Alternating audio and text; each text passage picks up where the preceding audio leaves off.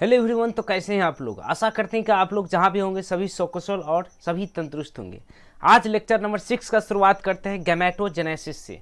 अभी तक हम लोग एकदम बेसिक से ह्यूमन रिप्रोडक्शन को कवर करते हुए आ रहे हैं। आज जो है गैमेटोजेनेसिस तक हम चले गए हैं। सबसे पहले आपको हम कुछ बेसिक बताए थे फर्स्ट लेक्चर में।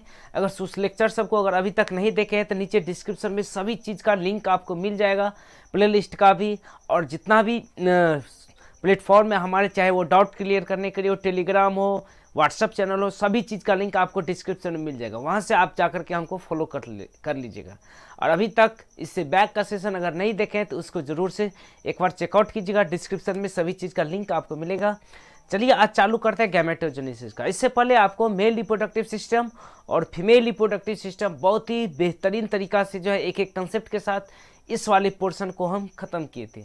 आज जो है सबसे पहले चालू करेंगे, जो पहला प्रोसेस है वह है गैमेटोजेनेसिस रिप्रोडक्शन के लिए। वही चीज़ आज हम इस लेक्चर में कवर करेंगे, ठीक है। जैसे कि रिप्रोडक्शन का क्या होता है, 3 इवेंट होते हैं। एक होता है प्री फर्टिलाइजेशन, एक होता है फर्टिलाइजेशन, एक होता है post fertilisation. Pre fertilisation event में क्या होता है कि 2 टाइप होता है। एक होता है गैमेटोजेनेसिस, एक होता है गैमेट ट्रांसफर, ठीक है। तो गैमेटोजेनेसिस का मतलब क्या हुआ, गैमेट का बनना, ठीक है। चलिए इसके ऊपर में आज बात करते हैं। गैमेटोजेनेसिस का अगर बात किया जाए तो गैमेटोजेनेसिस का मतलब ही होता है कि गैमेट का बनना। क्या चीज़ का बनना? गैमेट का बनना। जहाँ पर आप देख सकते हैं एकदम पीपीटी का फॉर्मेशन में आप लोग के लिए लेकर आ चुके हैं। यहाँ पर लिखा है it is the formation of gamete in the gonads. मतलब गोनाड्स इसको बोलते हैं। गोनाड्स के अंदर अगर गैमेट्स का फॉर्मेशन हो रहा है उसी को क्या बोलेंगे हम? गैमेटोजेनेसिस बोलते हैं, ठीक है। गैमेटोजेनेसिस को अगर देखा जाए तो 2 टाइप के होते हैं। मेल के अंदर स्पर्मेटोजेनेसिस होगा और फीमेल के अंदर oogenesis होगा। स्पर्मेटोजेनेसिस का मतलब हुआ स्पर्म को बनने के लिए, ठीक है, मतलब फॉर्मेशन ऑफ स्पर्म, स्पर्म को बनाएगा। oogenesis का मतलब हुआ ओवम को बनाएगा, मतलब फॉर्मेशन ऑफ ओवम। इस वाले फिगर में भी आप देख सकते हैं, ऊपर वाले फिगर, ये जो फिगर है इसमें स्पर्म बनना है, और नीचे का जो फिगर है इसमें क्या चीज़ बनना है आपको? oogenesis हो रहा है। यहाँ पर क्या चीज़ हो रहा है? यहाँ पर oogenesis हो रहा है, ठीक है। ये चीज़ को थोड़ा एक बार नोट कीजिएगा, ठीक। ये चीज़ होता है, ये इसको देखते हुए, और ये जितना भी इसमें आपको पीपीटी फॉर्मेशन में डायग्राम के थ्रू लेकर के आते हैं, चाहे वह पीपीटी में आप जो टेबल के थ्रू लेकर के आते हैं, तो आप लोग उसको क्या कीजिएगा, राइट डाउन करते हुए चलिएगा, ठीक।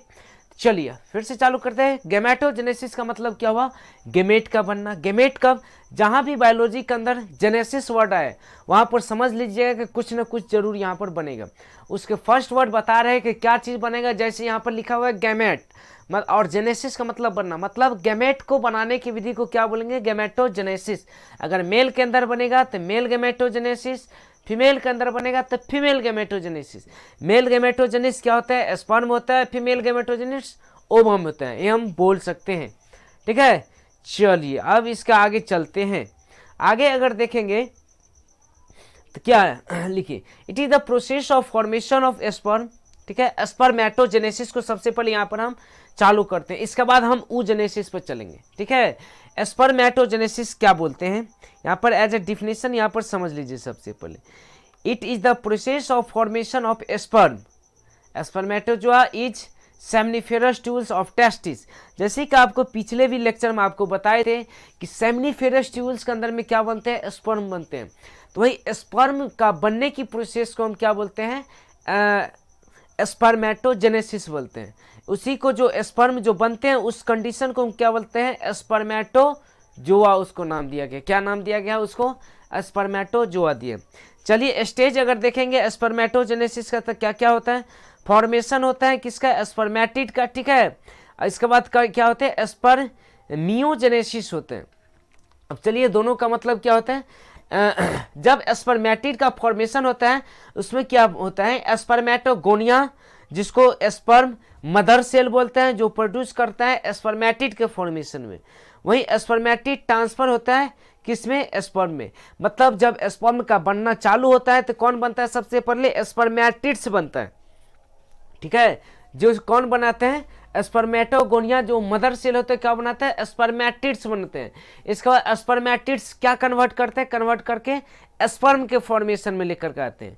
ठीक है, तो ये दोनों प्रोसेस ये टेबल के साथ देखेगा। स्टेज अगर देखेगा स्पर्मेटोजेनेसिस में 2 टाइप के स्टेज होते हैं। फॉर्मेशन होता है सबसे पहले स्पर्मेटिड्स का, इसके बाद जब स्पर्मेटिड्स हो जाता है उसके बाद क्या होता है, स्पर्मियोजेनेसिस चालू होते हैं।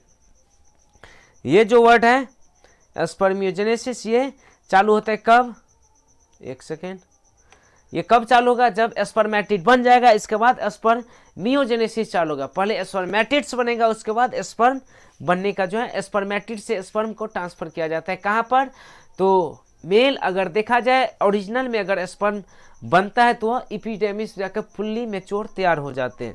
ये चीज़ होता है। चलिए अब इसका कंसेप्ट अब आगे लेकर के चलते हैं हम, एक सेकेंड।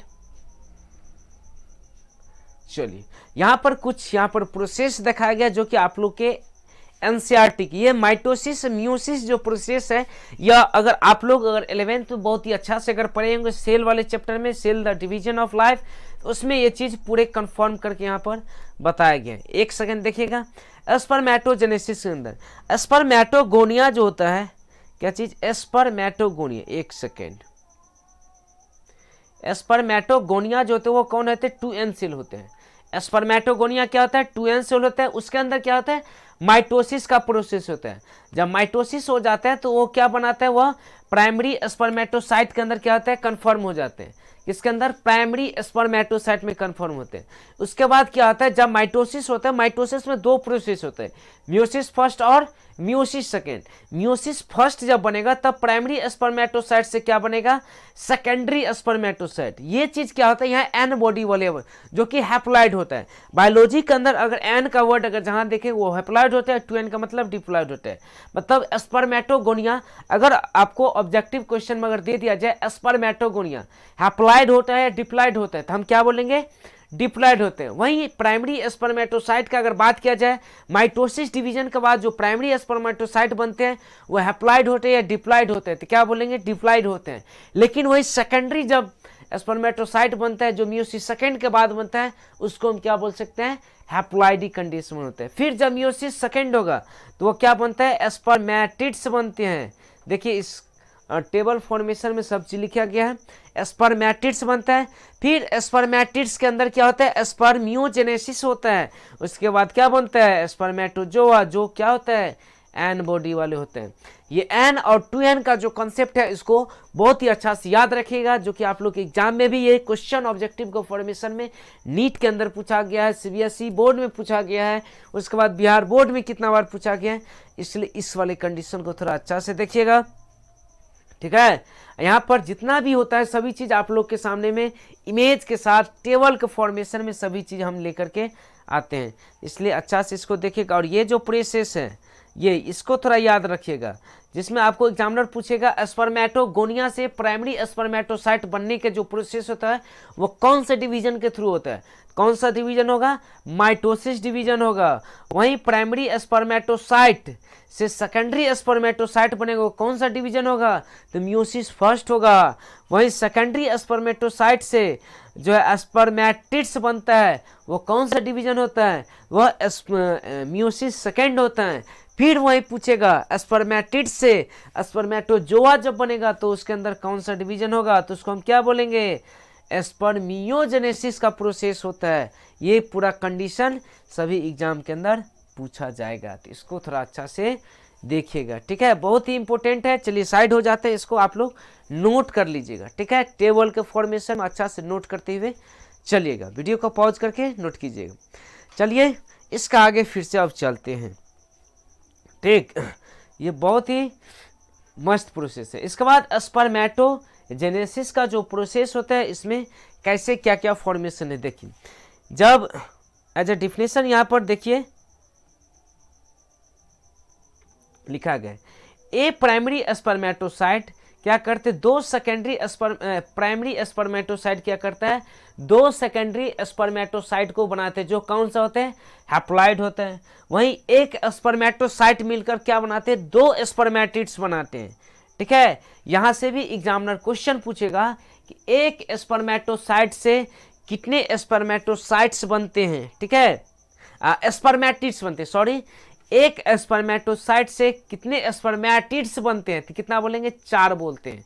कितना बनेगा, 4, क्योंकि एक स्पर्मेटोसाइट से 2 प्राइमरी स्पर्मेटिड्स बनेंगे, वहीं 2 स्पर्मेटिड्स क्या करेगा, meiosis first meiosis second division तक जाते जाते क्या करते हैं, वो एक स्पर्मेटोसाइट 2 स्पर्मेटिड्स बनाएंगे, तो वहीं दूसरा भी 2 बनाएगा, तो इसलिए 2 2 4 हो जाएगा, ठीक है।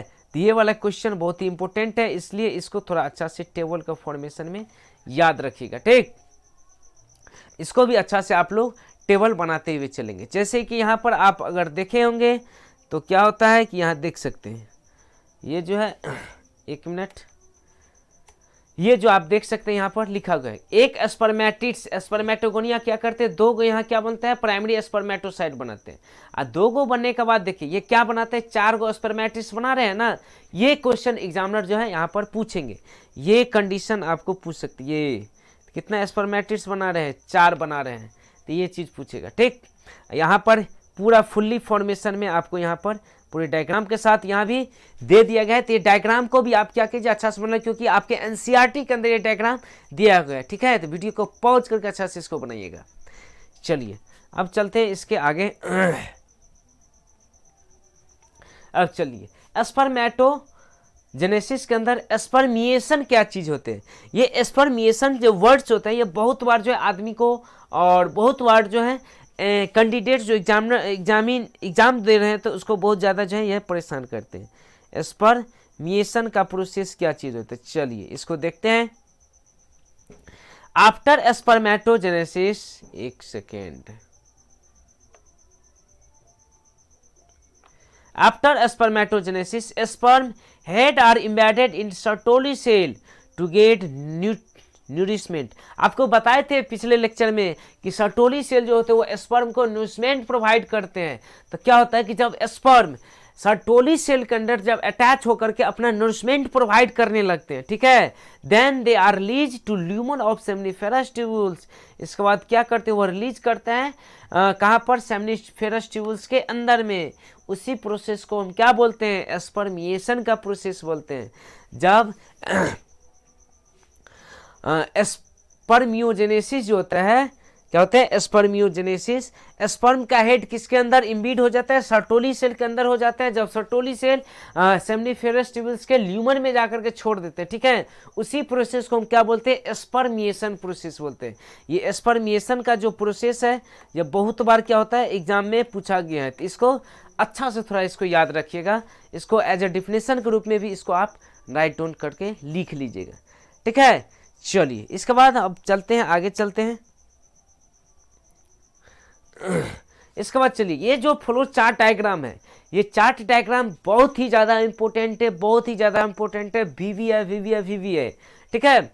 यहाँ पर देखिए हाइपोथैलेमस ग्रंथि जो है वो क्या चीज़ छोड़ते हैं, GRNH छोड़ते हैं। तो यहाँ से जो है एग्जामिनर आपको क्वेश्चन पूछेगा कि हाइपोथैलेमस जो ग्रंथि होते हैं वो क्या क्या चीज़ यहाँ पर छोड़ते हैं, ठीक है। इसको जो है थोड़ा याद रखिएगा, एक मिनट।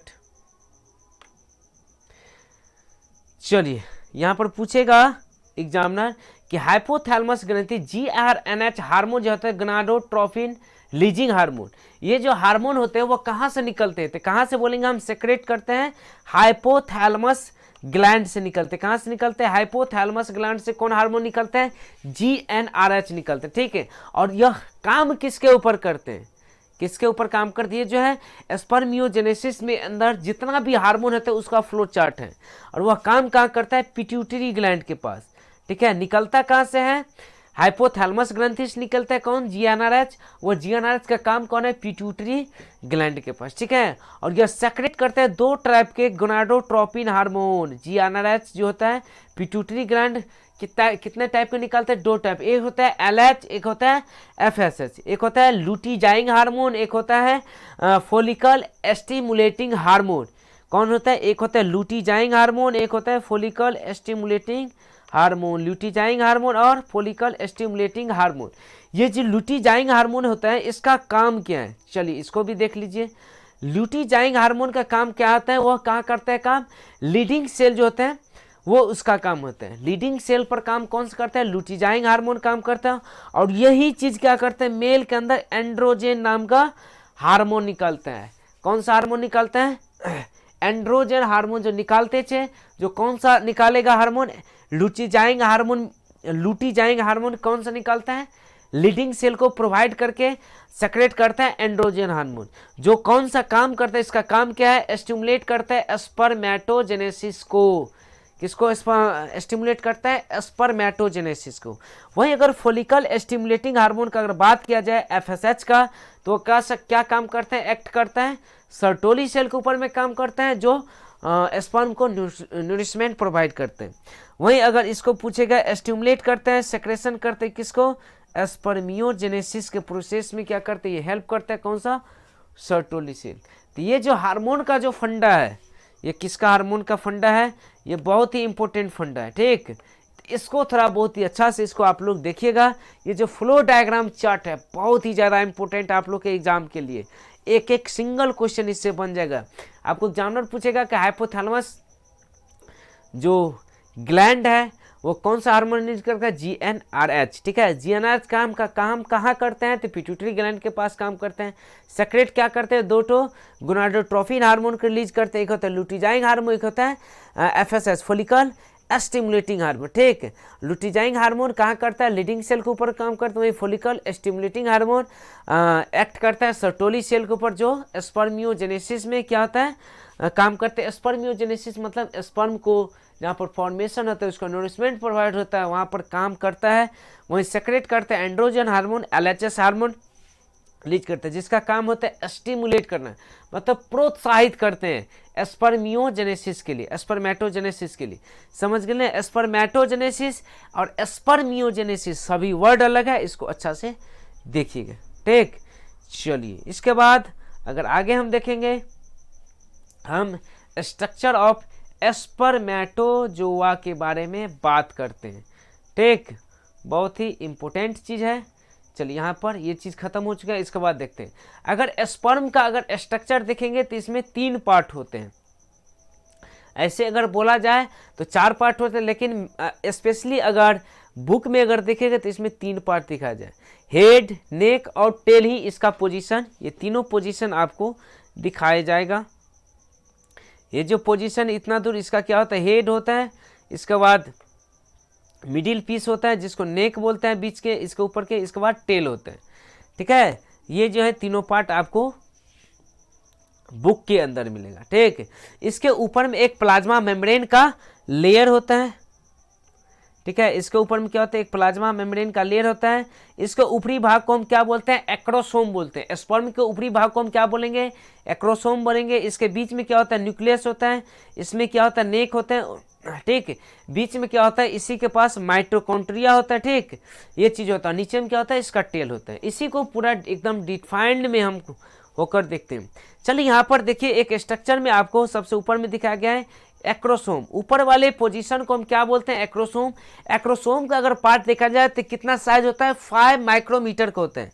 हेड वाले पोजीशन का अगर बात किया जाए तो कितना होता है, 5 माइक्रोमीटर का होता है। वहीं अगर माइटोकॉन्ड्रिया वाले पोजीशन को देखा जाए, जो कि मिडिल पोर्शन में आते हैं, उसका अगर देखा जाए मिडिल पीस का 5 माइक्रोमीटर इसका भी होता है। वहीं प्रिंसिपल पीस जो होता है नीचे में टेल के पास, ठीक है, तो उसका कितना है, 50 माइक्रोन होता है। वो इसके पीछे जो इंड पोजीशन वो 5 माइक्रोन होते हैं। टोटल अगर देखा जाए स्पर्म का अगर साइज देखा जाए तो कितना होता है, 65 माइक्रोन मीटर का जो है, 60 to 65 माइक्रोन मीटर का होता है। वहीं अगर मैच्योर स्पर्म का देखा जाए अगर साइज, तो यहाँ पर दिया हुआ भी है कितना, 60 माइक्रो से लेकर 0.6 माइक्रोमीटर लॉन्ग होते हैं। ठीक, अगर स्पर्म क्या करता है, इन्वॉल्व होता है प्लाज्मा मेम्ब्रेन, इसके ऊपर में क्या होता है, प्लाज्मा मेम्ब्रेन होता है। इसका 3 पार्ट होते हैं, हेड, मिडल पीस और टेल होती है। ये 3 पार्ट होते हैं, इसमें 3 रीजन होते हैं। तीनों रीजन को अच्छा से यहाँ पर देखते हैं। ठीक, चलिए यहाँ पर सबसे पहले हम हेड वाले पोजीशन को देखते हैं। अगर हेड को देखा जाए तो हेड कैसा रहता है, ओवल शेप का आपको दिखाई देगा। स्पर्म का हेड कैसा रहता है, ओवल शेप का रहता है। फॉर्मेट क्या करता है, न्यूक्लियस और एक्रोसोम, ये दोनों का काम कौन करता है, हेड का काम होता है। ठीक, acrosome is formed by Golgi complex, it contain lytic enzyme. इसके ऊपर में कौन सा एंजाइम होता है? लाइटिक एंजाइम होता है, जो कौन सा? गोल्जी कॉम्प्लेक्स का काम करते हैं। ये कहाँ होता है? नेक के ऊपर होते हैं, बिहाइंड नेक, मतलब नेक के ऊपर में होते हैं, ठीक, ये चीज़ होते हैं। इसके बाद चलिए अब आगे वाले पोजीशन पर चलते हैं। हेड हो गया। इसके बाद मिडिल पीस का अगर बात किया जाए तो मिडिल पीस में क्या है? कंपोज होता है axial filament surrounded by mitochondria and cytoplasm. इसके चारों बगल क्या होता है? माइटोकॉन्ड्रिया होता है और साइटोप्लाज्म का एक लेयर दिखाई देता है। माइटोकॉन्ड्रिया क्या प्रोड्यूस करता है? इसको एनर्जी फॉर द स्पर्म को मोटिलिटी प्रोवाइड करने के लिए, मतलब मूवमेंट में क्या करता है? काम करता है माइटोकॉन्ड्रिया, ठीक। ये चीज़ था मिडिल पीस में। इसके बाद हम एक्स्ट्रा आगे चलते हैं, थर्ड नंबर। इसके बाद टेल वाले पोजीशन पर, टेल को अगर देखा जाए तो ये कंसिस्ट करता है सेंट्रल एक्सिस फिलामेंट के। एक्चुअल में जो फिलामेंटस ले रहा था, जो मोटिलिटी प्रोवाइड करता है, मूवमेंट के रूप में जो काम करता है, वो किसको बोलते हैं? टेल को बोलते हैं। Sperm move in fluid medium and female genital tract by the undulating movement of the tail, ठीक है। मतलब टेल स्पर्म को मूवमेंट करने के लिए टेल का एक्चुअल में वर्क होता है, ठीक है। ये चीज़ यहाँ पर लिखा गया। ये कुछ स्पर्म के बारे में यहाँ पर था, जो कि बहुत ही एडवांस था। यहाँ से मतलब कि सभी चीज़ आपको कंफर्म हो गया। यहाँ पर कुछ एक्स्ट्रा पॉइंट यहाँ पर हम लेकर के आए हुए हैं। इसमें लिया गया है कि द ह्यूमन मेल, एक मिनट, हाँ, द ह्यूमन मेल इजाकुलेट अबाउट 200 से 300 million sperm during a coitus. अगर एक बार जब सेक्सुअल इंटरेक्शन होता है, क्वाइटस का प्रोसेस होता है, उसमें 200 से लेकर के 300 मिलियन स्पर्म निकलते हैं, ठीक है। मतलब अगर ये भी पूछा जाए कि एक इजाकुलेशन में कितना ml स्पर्म निकलते हैं, तो आप बोल सकते हैं 5 से 7 ml निकलना चाहिए।